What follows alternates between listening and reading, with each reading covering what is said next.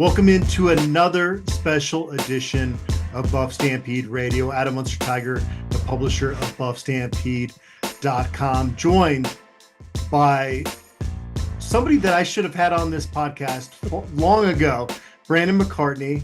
And I'm excited to catch up with you, Brandon. How are you doing? I'm doing really well. Thanks for having me on, Adam. I'm looking forward to the 2024 Buffaloes. Was it a couple of years ago that the Folsom Frenzy podcast did a fan tournament? Am I remembering that correctly? Like a March Madness style, like who is the best Colorado fan out there on social media? That was actually last March. Last March. Okay. Those guys did a great job. You were a shoo-in for that award regardless, but then you had Philip Lindsay on your account, and that just put you through the charts. That had to be a fun experience for you. It was a great experience. My dad kind of helped me win that as well, getting Philip to do that video. Shout out to Philip Lindsay for helping me to the win, and the 63 others involved with the show. Yeah, and so for the folks that aren't following you on Twitter, and shame on you if you're not, you gotta get there. Where do folks follow you on X and other social media platforms? You can follow me on X. My handle is BMcCartney7, or you can just search up Wired, Fired, and Inspired. Awesome. So obviously for the folks again that are not familiar, and they will get familiar with you hopefully as Coach Prime continues to take Colorado's program to heights that we have not seen here recently. Your grandfather, Bill McCartney, legendary CU coach, led the Buffs to their only national championship in 1990. Your father, Mike McCartney, has his own history as a coach in college, and was a scout in the NFL, and has been a very successful agent with NFL players, represented guys like Philip Lindsay, and is still doing his thing. You really, Brandon, had no choice but to be a big football fan, right? That's 100% correct. We're really a big football family, we are. What are your earliest memories with football? Well, I should start off with going to my grandpa's house in Colorado. We would always go once a summer, and I would just go in his basement and look at all the Colorado memorabilia he's had down there, and I would say, "Hey, Grandpa. Hey, Uncle Mark. Hey, Dad. Hey, Uncle Tom. Tell me stories about Grandpa's coaching days at Colorado." I would just ask my dad and my uncles and my grandpa to tell me stories about my grandpa coaching at Colorado football, and then just have it being around my dad, watching him watch Colorado football and seeing how excited he got back in the early days the early days of my life, I should say, back when we had those Rodney Stewart days and Doug Grippy days, and even before that. And I should say that my two favorite players my dad represents are Mason Crosby and Philip Lindsay, and he wore number 9. Juwan Winfrey? Yes. Juwan was a great young man. Back in 2016, when the team went to, I think it was SeaWorld down in San Antonio, and they had like a media day event, and Juwan Winfrey was going to get to go in the water with dolphins, and he had never experienced anything like that. So they were going through the tutorial, and every time they gave an option to ask questions, his hand was going up. How long does a dolphin live? Do I put the wetsuit on over my clothes, or do I take my clothes off? And it was like one of the most fun things to see his joy. And this was when he had a rough season, with injuries. And so it was cool to see him get some time in the NFL. That's incredible. That is amazing. Yeah. So those are your favorites. Those are good picks, obviously. And obviously my cousin Derek McCartney is on that list too. Yeah, you can't leave him off that list. That's for sure. What are your thoughts on this year's Colorado team? Like what are your expectations, and how much fun has this been just to kind of see the national attention that Colorado's received?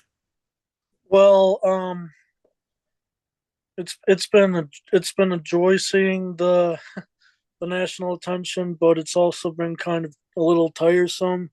Um, it's been a lot of fun because before 2000 and before December of or November of 2022, we really didn't get a whole lot of national attention. Not a lot of people knew even on the map where Boulder, Colorado was. Um, even just going to the store, I get a lot of Go Buffs now. I didn't get like five of those in my previous 23 years of living. So it's been nice to get that kind of attention and to see all this media attention. And to answer your question, I do think this is going to be a very fun year. My expectations are I do expect to win a bowl game for the first time since 2004. I do expect to have a winning record of we're going to win 8, 9, 10 games, Okay. somewhere around there. And I do expect a lot more from this year's team than we saw last year. But I do think we will surprise a lot of people. And I think that the wide receiver room is going to be a position that people are going to want to watch outside of Travis Hunter because we have, I'm going to say, 5 or 6 really young and promising wide receivers in that room. So I'm really looking forward to that. There should be a lot of fireworks on offense this fall for sure. When did kind of your exposure to Colorado reach a point to where you were as passionate as you are about the program? Well, I don't think it really started until I was about 13 years old because I remember I remember not I remember the Colorado game was on, but I don't really remember being that invested until we had the Rocky Mountain Showdown in 2013. That's when Paul Richardson had I think it was a 75-yard touchdown at Mile High Stadium. Um, my dad was actually at that game. Um, I think that was like honestly the very first game that I really remember watching and paying extremely close attention to. So I'd say around 13 years old was the time that I really started digging into the McCartney roots of where we're really big Buffs fans. For That's when the BMAC glory days began. I love it. I love it. So obviously a heavy CU influence in the McCartney family. Are there any outsiders? Is there anybody in your family, any cousins, uncles, aunts that like are big fans of other colleges? Is there any type of family rivalry there? Not really. The only the only other college we really like is really LSU because TC, my cousin, went there and played Yeah. quarterback. Yeah.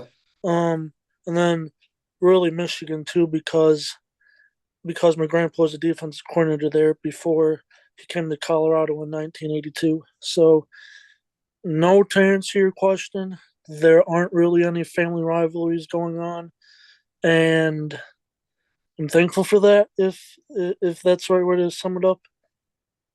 When you go back to Boulder, where are your spots that you're going to?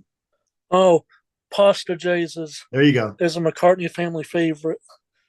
We love that place. Shout out to Pasta J. Um, Pearl Street. I love to go on Pearl Street and walk down the walk down the strip malls there and look at look at the Flatirons right behind Pasta J's. And most importantly, I love being at Folsom Field and just being in Boulder, Colorado. Yeah. And and also when we're driving from my grandpa's house to Pasta J's, I really love the drive down into Boulder, seeing the mountains as you drive down the highway into Boulder, and you can see the mountains on the horizon. Oh, it gives me goosebumps just thinking about how amazing it is. Yeah. Are you going to be able to make it out for any games this year? Do you have any idea yet? Oh, I really hope so, but I I just don't know. I do know that I will 100% be watching all 12 games. Well, I should say all 16 games because that is the hope to win to make and play all 16 games. So I'll be watching as many Buffs games as we play this year. Well, you're going to be at Folsom Field in spirit, so that's attendance on Oh some level yes, for sure. So, oh so yes. the one thing that everybody loves that you put out on social media is your pregame predictions because there's so much fire and enthusiasm in your voice. And I think it just kind of revs everybody up to get ready for that kickoff. What is your plan for that? Do you always do that the day before or whenever just kind of you're feeling uh the feeling that you're ready to go with the prediction? Sometimes I do it the day of Okay. the no, I do it the day before and I make the predictions the day before the day before kickoff and I I really have to get myself hyped up like let's go, let's get wired, fired and inspired. Come on. I'm gonna be honest, sometimes these videos take multiple takes and because I'm just so enthusiastic, I speak way too fast and I and I do have to start over because I jumped the gun in my videos a little bit. So there are some points when I have to remind myself not to that people need to understand me in order to know what my predictions are, and I can't get so fired up like I really want to. So Are you yeah, are, are you pacing around the living room during games? What's kind of your routine? Do you have superstitions? so I usually am pacing around my basement and like and uh rocking back and forth because I'm just so I'm just so into the games. Like when we played when we played Florida in March Madness, I was like rocking back and forth, like, please make the shot, please make the shot. We can't lose. Please make the shot. Oh, please, God, let's win this game, please. Like, yeah, I cannot sit still during Colorado games. Is what I'm trying to get at, and Yeah. so there's a lot of anxiety and a lot of angst and a lot of excitement. We're really a lot of mixed emotions when I'm watching the Buffaloes. And that's what makes you, as folks voted on, the number one CU fan. So, Brandon, I really appreciate you for joining me on this. Before we sign off completely, I got to get one in. We're going to wait for the prediction. I'm not trying to steal any of your social media thunder here, but I got to have one. Adam, I am wired, fired, and inspired. Let's go Buffaloes! We Love it. coming. Love it. Brandon, this was a lot of fun.